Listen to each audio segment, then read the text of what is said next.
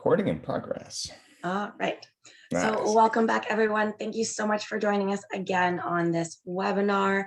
I have Daniel here again, and we're going to be talking about stress and anxiety, how it affects all of us, and what we can kind of do to maintain it, because obviously in life there's going to be stress. So how can we best manage it?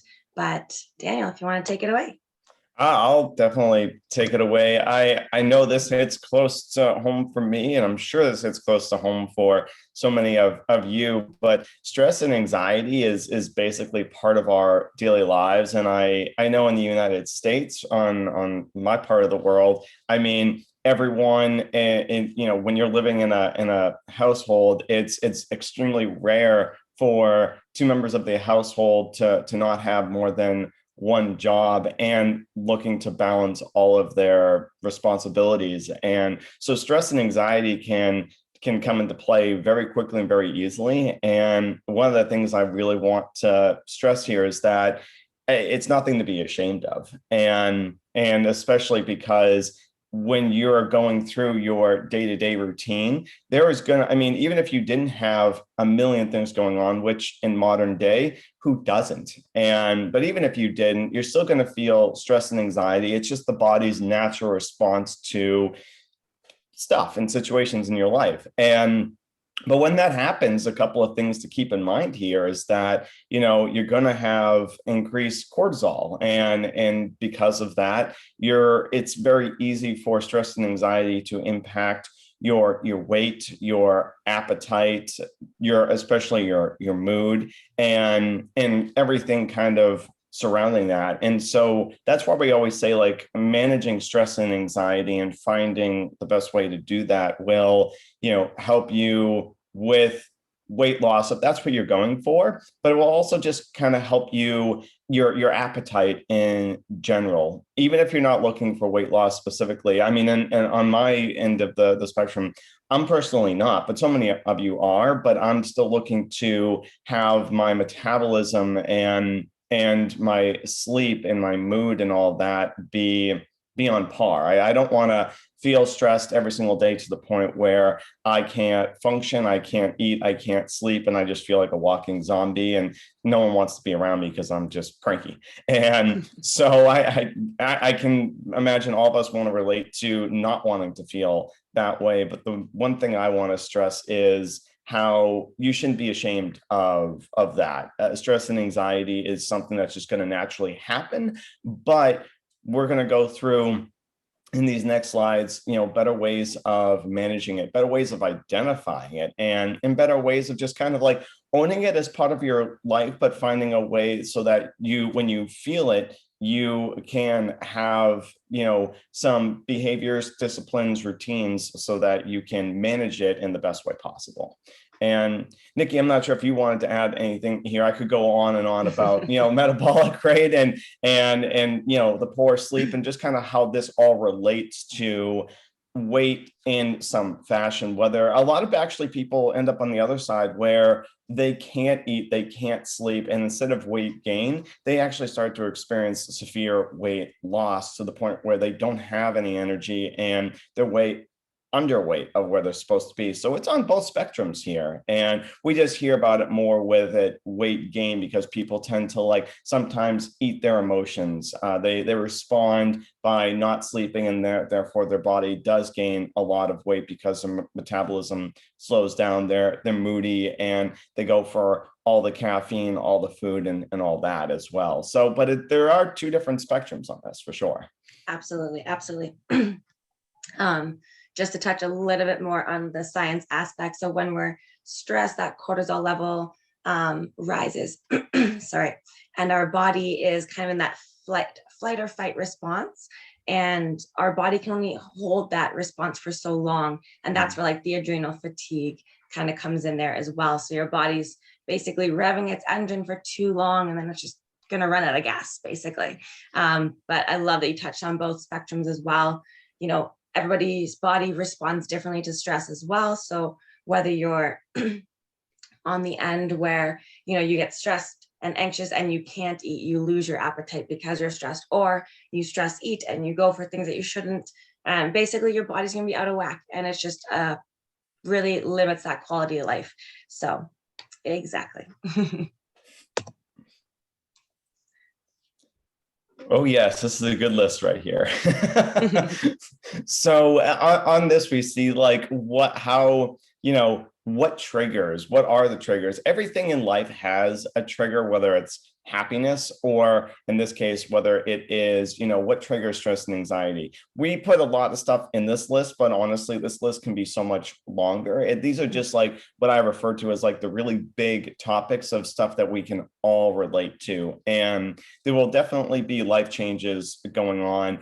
I know in the US right now, new job, moving, to another state or to another location, either for, family, for job, for, taking care of a loved one, all these things. And I know this kind of goes for, world changes as well, but ever since the pandemic, more people have been working remotely. And so, moving around a lot and still, trying to manage your job responsibilities because more is now maybe expected of you from a remote location is a big part of it. I know relationship changes. I mean, I would be lying if I said that, in my younger days, like my stress and anxiety wasn't affected by a relationship, whether it was in high school, college, or even afterwards when you're trying to manage your schoolwork, because we have a lot of people who start to really experience stress and anxiety, when they're in high school and college, because your body's going through a lot of changes. You're trying to manage your relationships, you're trying to manage schoolwork, and you're starting to have your own expectations of what you feel you should look like.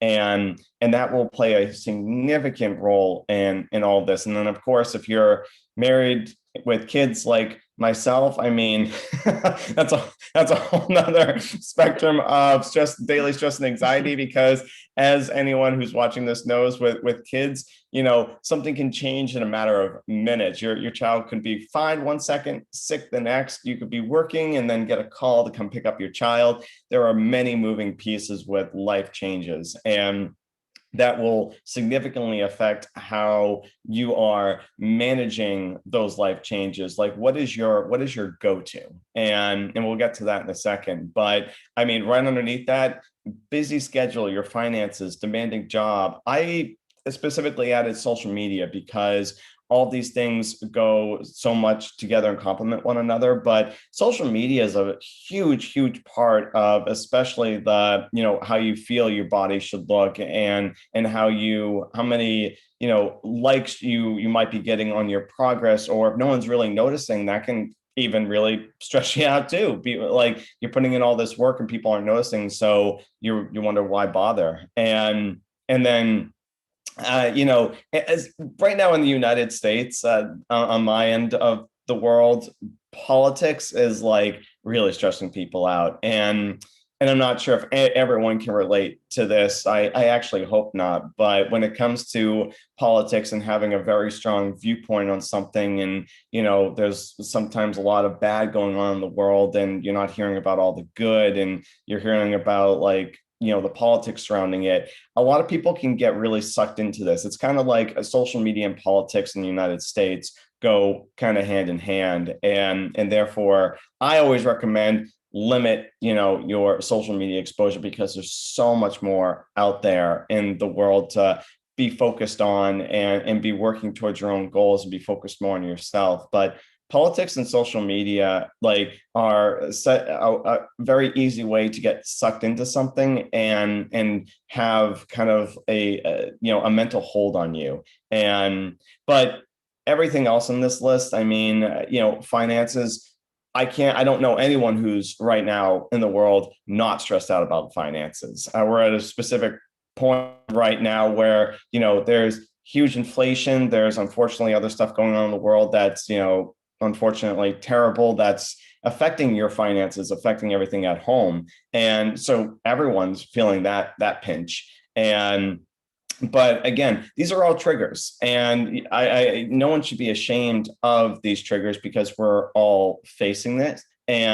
But just keep in mind that all of these things will go into triggering your anxiety, your stress on a day-to-day basis. And Nikki, I'm sure you can relate to a lot of these too. Absolutely. I was going to say, I mean, when it comes to triggers, it can be even positive things. That's one thing I remember learning in school. That was like almost like a light bulb moment. That a job promotion, it might be a good thing, but any kind of change in your life at all will cause some kind of stress. Whether it's a good change or a bad change, it can be a good stress, but it's still going to affect the body in the same way. But I love that you said, there's definitely a longer list than this, but I think everyone can relate to at least a couple of these things Right. as a trigger for sure. Good to move to the next slide. Yeah. I mean, I think this is the best one. Honestly, I mean, everything we've talked to up until this point is about what's going to happen when you feel stress and anxiety, the triggers of it. But and again, there are positive and negatives about all of this. Nikki just hit, you put the nail on the head right there about there could be some positive things that are happening, but they're going to be triggers for stress and anxiety. And this is the best way to kind of go through how to manage all of this. Because again, at some point in your life, you're going to feel stress and anxiety. And now it comes down to, what do you do when you start to feel stress and anxiety? And I know we always say, exercise and physical activity is like the wonderful be all solution. But it's not the only solution. It's just kind of like what we refer to as the longevity solution. So if you can find a way to plan and implement exercise and physical activity, your stress and your anxiety levels are going to go down. That's just the scientific fact of it all. The way that you choose to do that could be a variety of ways, but like we have a list here, and the second one that I want to touch on and really, really emphasize. I actually thought about putting this in just like every other one just to really emphasize it, but I thought that one might be too much. Spend time on yourself. I cannot emphasize enough how crucial this is. And people always say, yeah, that's easy to say, hard to do. I get that. But I'm going to tell you, I'm a parent of two and so far, and I specifically support my partner when it comes to spend time on yourself, and in reciprocation, she supports me. But spending time on yourself when you have especially when you have a family, when you have a job, when you have other responsibilities, this is key, because when you get to spend time on yourself, it really does trigger scientifically something in your brain as a reward. And having a reward trigger so that you are feeling better outside, that affects how you feel inside. And I always say start with the inside out, but when you spend time on yourself, you're usually the immediate reflection is how, what you're looking forward to brain chemical wise, and then how it makes you feel, outside, in terms of in terms of how you're seeing yourself. I cannot emphasize enough how important this is. And I cannot emphasize enough how, no matter how busy your life is, no matter what's going on, even if it's 10 minutes, do something for yourself. I mean, if you get to spend an hour on yourself, go get a massage, go hiking all by yourself, go get to lay down, listen to your favorite song, go out in nature. I mean, just do something for yourself. And if you do a little bit each day and turn that into a habit, prioritize, plan, all that's where we put all these things in as well. Again, when it comes to physical activity and spend time on yourself, the other ones underneath here, I feel like kind of just complement that. So prioritizing yourself, prioritizing your physical activity, planning it, marking, we mark stuff on the calendar every single day for our work meetings, our soccer games we have to transport our kids to, sporting events that are going on. You might be sitting at home watching, for us it's a Patriots game, but whatever your favorite sports team is, like you pencil that in, right? You're going to be watching that. So do the same thing for spending time on yourself, and then just have discipline behind it. Everything that we're talking about today actually revolves around discipline. It takes discipline to, create a habit. It takes discipline in order to not get so wrapped up maybe in politics that is raising your stress and anxiety. It takes discipline to actually like make sure you own that it's okay to feel this way as long as you're managing it.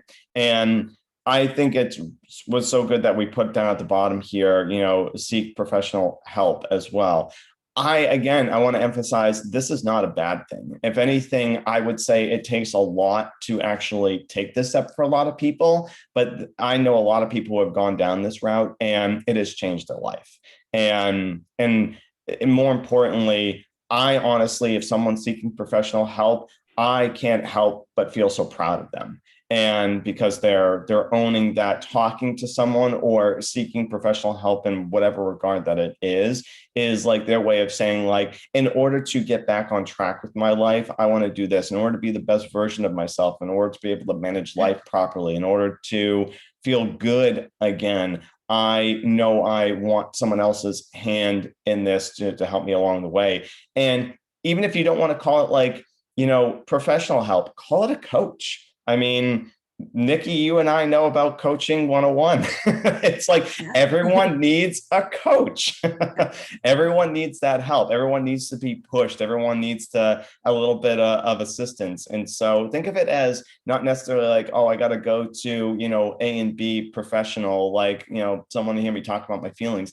That's not exactly what we're talking about here. Just think of it as a coach, someone to help coach you through all this, because right now, stress and anxiety takes over people's lives. It completely takes over. It's very, overwhelming to, once you get kind of in the deep of it, to pull yourself out. So a coach is perfect for that.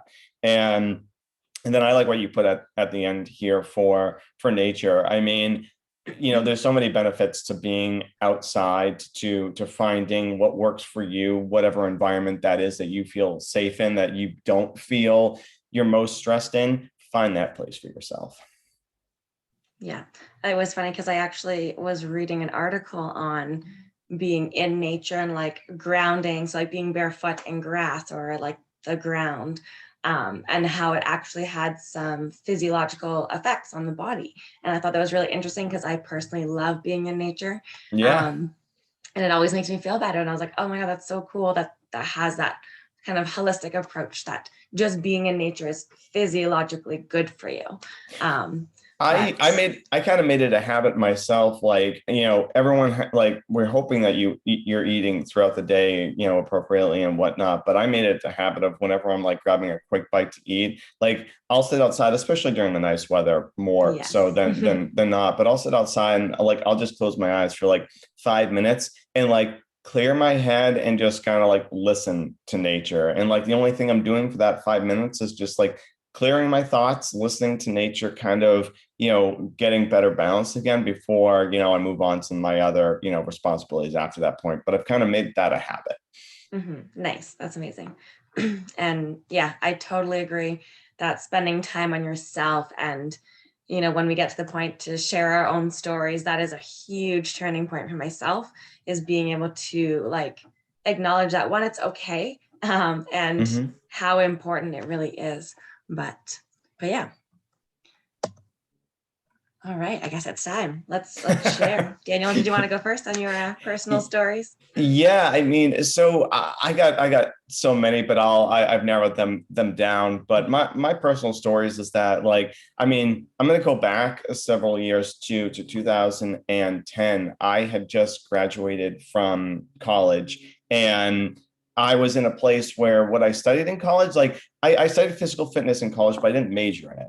And I actually majored in media and in film and production. But at the time, there was a there's a recession going on in the United States, but also B, it's a very difficult environment to get a job in and to like get stable income in. And so what I ended up doing is I ended up doing some freelance jobs. I ended up, doing personal one-on-one training, and my schedule, like because of, taking clients on and doing a lot of freelance gigs, my schedule was 24/7. I didn't actually get a planned day off. I actually had to just take that upon myself to be like, if I'm going to get a day off, it just means I'm not going to get paid.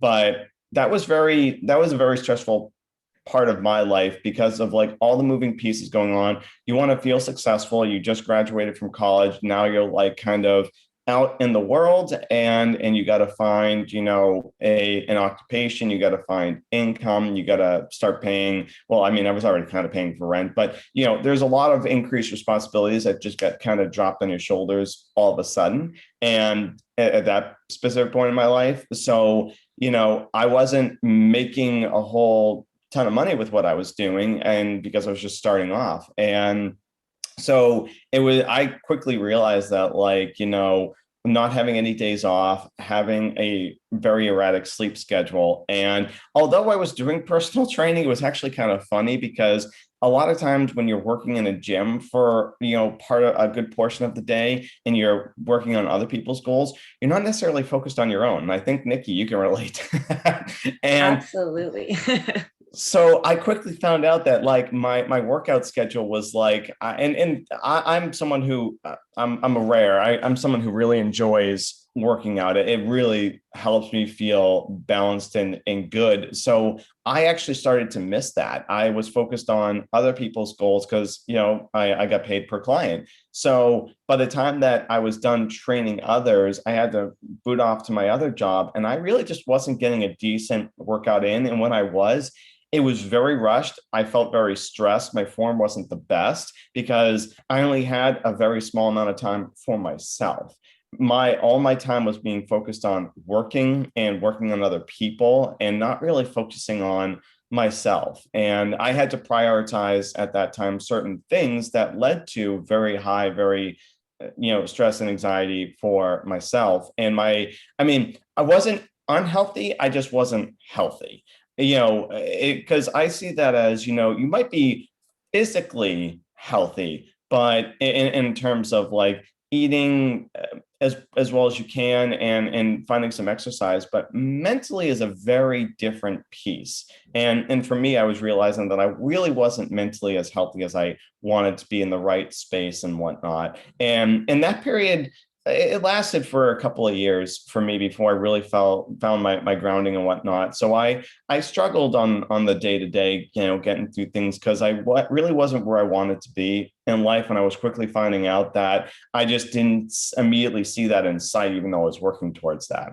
So I kind of see that as like I don't like to refer to it as a low point for myself, but it was definitely a point where I hold that strong as like, reflecting back on like how far I've come and, what I had to do to get to where I'm at today. But I also reflect on it in terms of like how I felt. And as a reminder of like, whenever I'm feeling stress and anxiety, knowing the signs of that and how that impacted me is something that now makes it easy as like a discipline and a tool for me to spend time on myself, focus on myself, because that's enormously important. But for me, like I'm not sure if I was necessarily on the spectrum, if you call it, of like, depression or anything like that, but I was definitely not in the right state of mind to be making the best decisions. But I mean, I definitely had, a great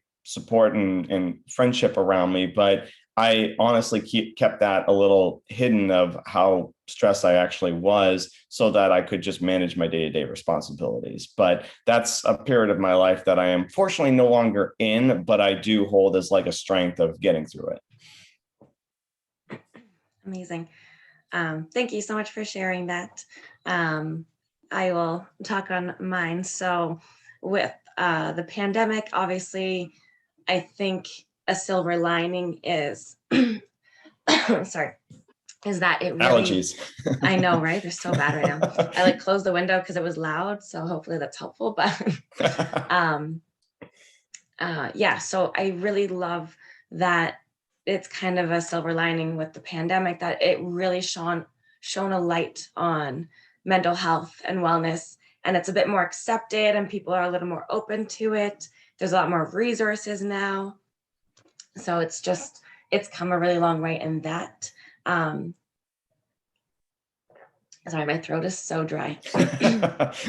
But yeah, so taking it back to 2020, it was a very stressful year. I was managing a fitness studio, and this was when I had a hard time saying no, and I didn't prioritize myself, and you have to.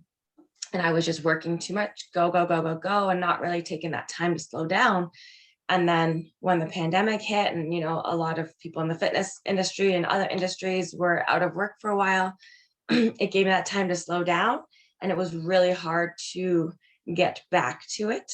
I think for myself, I had a few different layers kind of piling on top. I had another concussion. You know, there was a lot of stresses in my life with work. Me and my husband got married during COVID. Like, it was just a lot. A lot of life changes. Yeah. And yeah, I hit a new kind of low for myself. And I couldn't function. I couldn't sleep. I couldn't get out of bed. It was like absolutely awful. Tough to talk about, tough to think about. I was like, oh, sorry. No, it's okay. A lot, and I don't always cry. But. Well, so what I'll say is that, I mean, Nikki, what you went through is, I think, very personal to you, but also very relatable. I mean, I honestly know people. So one compliment I have to give to you is that I'm not sure if you feel completely like self pulled out and removed from that, but I know a lot of people who are still definitely feeling the effects of what the pandemic brought on. And think about it this way, like literally, like things shut down overnight, whether you're in the United States, Canada, across the whole world, everything shut down overnight. And that left a lot of people like without a job. That left a lot of people without income. That left a lot of people without the ability to like have security of putting food on the table, keeping a roof over their family's head. And a lot of people had to take their personal life plans, marriage for you, and figure out like, what are we going to do now? And this affected a lot of people in so many different ways. And we talked about like, politics earlier on in this slide, but and in the United States, like politics is set so like a black and white thing. Like a lot of people don't really see down the middle, or not enough people do. But when it comes to like stuff like this, it's really something that you do have. It's not black or white, it's something that you really do have to see completely down the middle, because whatever someone is going through, it really shouldn't matter. Like I say this from the perspective of the United States, and I'm sure this is a little bit different in Canada, but when it comes to like, politics involving stress, anxiety, mental health, physical health and all that stuff, it seems to be a black and white thing, and it's not. And so what you went through, and in your unique situation is something I think a lot of other people can relate to, in terms of things changing overnight, you not wanting to say no because you really don't know what tomorrow is going to look like. You don't know what next week's going to look like. So in order to make a living for yourself, in order to stay on track with some of the goals that you had put into motion before the pandemic hit, I mean, extremely stressful and extremely anxiety ridden, and something that I mean, we always say the pandemic has changed us, and that couldn't be that couldn't be closer to the truth, because there are some of us who experienced this and went through something for the very first time and never really thought of themselves as being, I want to say, a victim of that. And And it doesn't mean that you're any less stronger of a person. It catches people by surprise a lot of the time. Yeah. And I think the big thing that like why I wanted to kind of share is like a lot of people, myself included, you go through it and you almost don't know you're going through it until you're like deep in it. Yeah, And that's I was exactly very it. fortunate to have like loved ones and support. But I got a therapist. I was working with someone and it was life changing. It was so helpful. And being on the other end of it now, like I feel so good in such a holistic way that I'm mentally good, I'm physically good, everything is like good. But I wanted to share that like it's okay. And I didn't want to take medication, but learning with my doctor that there's different types of medications, and they were really helpful in terms of like explaining what was happening. And basically with nothing good, like I mean, and this sounds bad, but there was a lot of negativity everywhere. So your body isn't producing that serotonin, that feel good, and then your body basically doesn't know how to anymore. So the medication was to kind of help produce that so that I can start doing it on my own again. So it was like a very short term, which I was happy about. It was not something that I had to stay on, but there's different types, and some people it's very hard to get off of them.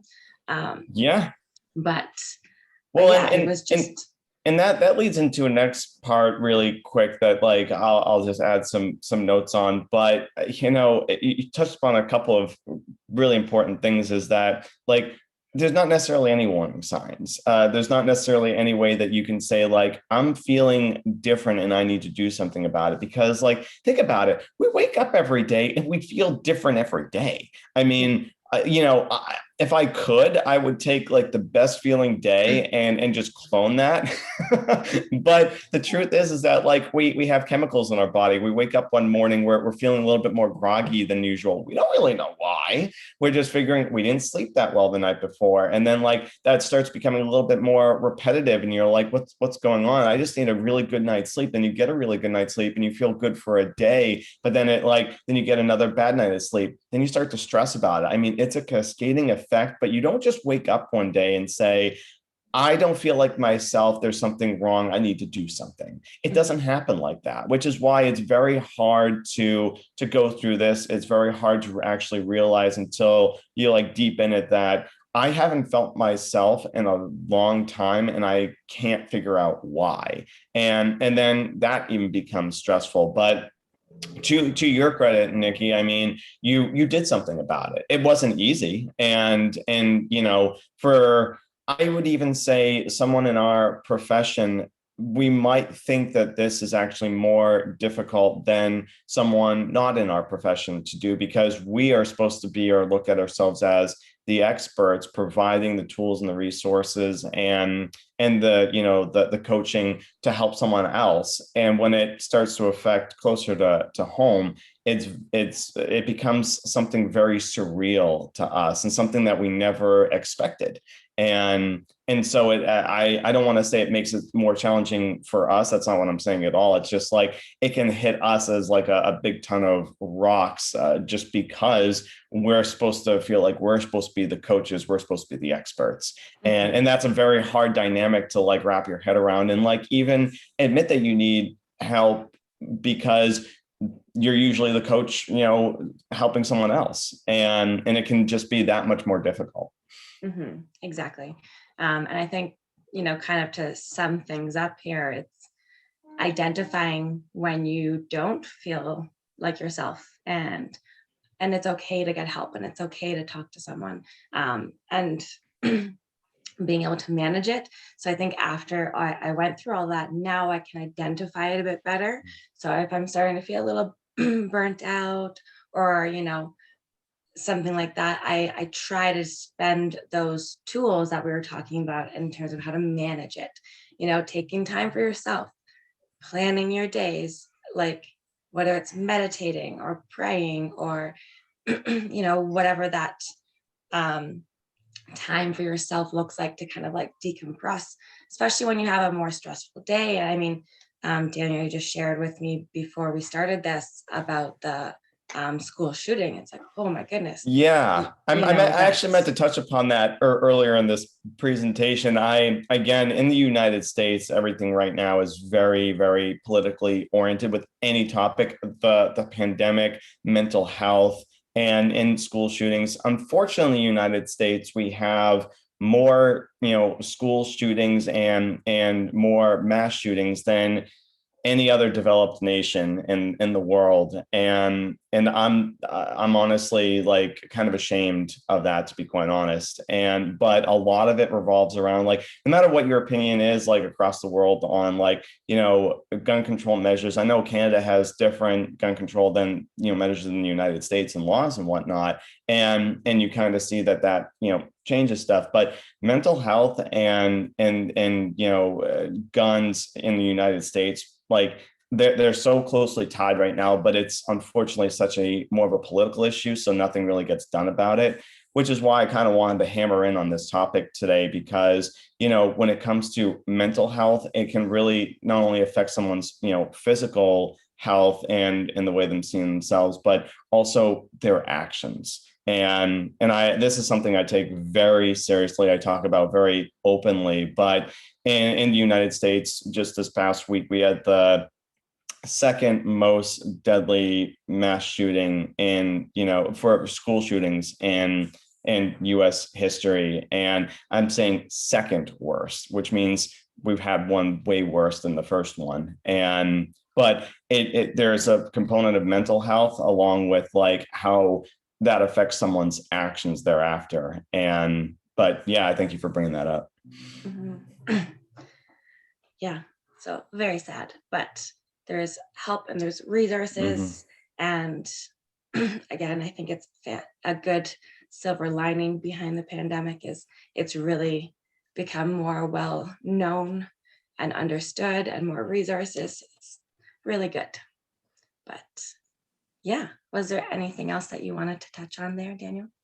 No, I mean, I hit on the main points. I just hope was when people are watching this, something that they can take away from it is, again, there's absolutely no shame in getting help. I know people will feel that way, but trust me, no shame in it. And number two is just discipline. Really spend time on yourself, like whatever you got to do to make that happen. Find people who want to support that as well, because that can weed out a lot of negativity in your life. If you find someone or a group of people that will support your efforts to spend time on yourself, support your efforts of bettering yourself, support your efforts of your physical health, like, those are the people that you want to surround yourself by. And the people who are not supportive of that, I'm not saying kick them out of your life by any stretch of the imagination, but just, like, try to weed out that negativity so that you can have a great support group, because it makes such a difference. But this is just something I take really seriously. So those key points, I just can't emphasize them enough.